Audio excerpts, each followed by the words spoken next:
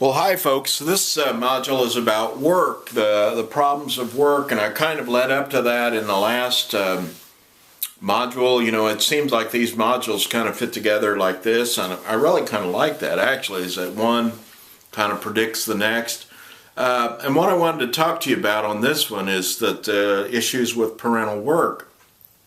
It's interesting in this time period because it's not that different than period like the 19th century and so forth, where, which is really kind of a sad commentary, but children were forced to go to work at the age of 12 to 14 years of old age just to provide for the family. And it kind of ties in with what I was telling you about in the context of where parents would die and the child had no choice but to go to work at a very young age and provide for the family.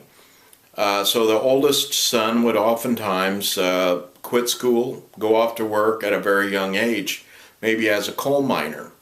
Other instances in Massachusetts were that young girls were actually chained to these big weaving machines that would make cloth out of thread that was brought from cotton that was raised in the South.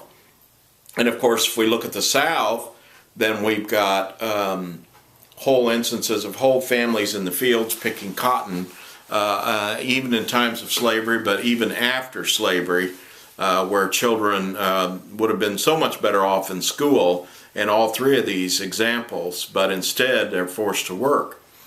So around 1900, there was this Ida Tarbell that came up with this argument in a number of books. This was the time period of what they called the muckraking authors, which was all the dirty, nasty little secrets of life in the United States were being brought to the attention of the reader, and they're saying, you know, something's got to be done. And, you know, so children having to work at the age of 12, being trapped in fires in these big factories, and burning up. Many of these type of things were brought to the attention of the public in newspapers, books, and magazines.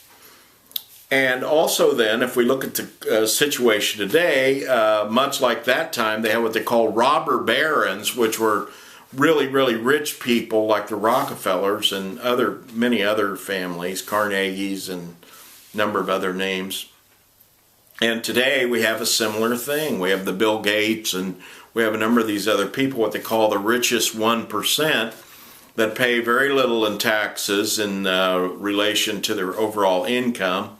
And then also they just have basically everything that they need, while the working class in certain convenience store type, large box department store, or fast food industry is just barely squeaking by on a minimum wage. And what you'll find if you deal with a lot of single parents like I do, sometimes they have 2 and 3 jobs, trying to go to college, trying to raise their kids, and just struggling with all these different overwhelming kinds of problems. And, you know, they're just at the bottom rung of income, and it just is not sufficient to take care of these kids. And then on top of that, we have the issues with health care, and of course we've been going round and round in that in the recent past. But as you can see, the problem that you get into with this issue is the parents have to work so much that they don't even have time to take care of their kids or spend time with their kids. And the kids are looking to the parents for important training, modeling of how to live, how to be a good person. And it's sometimes very difficult. So there's a vacuum that develops because parents have to work so much.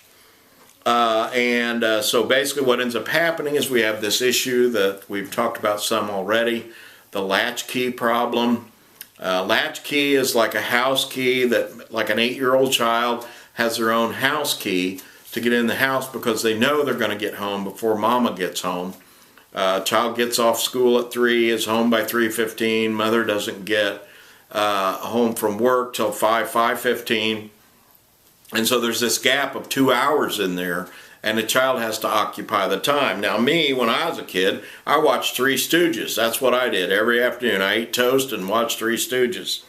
My mother worked, and she worked in another city, and even though she was a school teacher, she had to drive home, and there was a long time period there in driving home. The other thing is that other kids, though, get involved in sports, and these are healthy. They can have after-school practices and so forth, and so they can fill that gap. Some girls get involved in dance, even some boys get involved in dance. Other kind of club activities, these are all great things. And especially if you have like a Boys and Girls Club, I've said before how much I think that that is just a tremendous source of opportunity there in crime prevention. That's really good, because the child goes to Boys and Girls Club, and they have, well, basically what you have is you have the homework time for about an hour, and then they'll have a little time where they get involved in sports and other activities. So these are all good things that can happen. But the child that's left alone in these latchkey situations can be molested, killed, kidnapped, can get in trouble themselves, can set fires, can get involved in theft, burglary, and a number of other bad things. One of the worst that I know of is the MS-13 gang recruits Hispanic kids off of playgrounds that are in that latchkey time period for just a couple hours. And so the gang becomes their family, not their real family. So this is very important. I hope you take this into consideration as we're looking through this material. Thanks. I'll be back with more later. Thank you.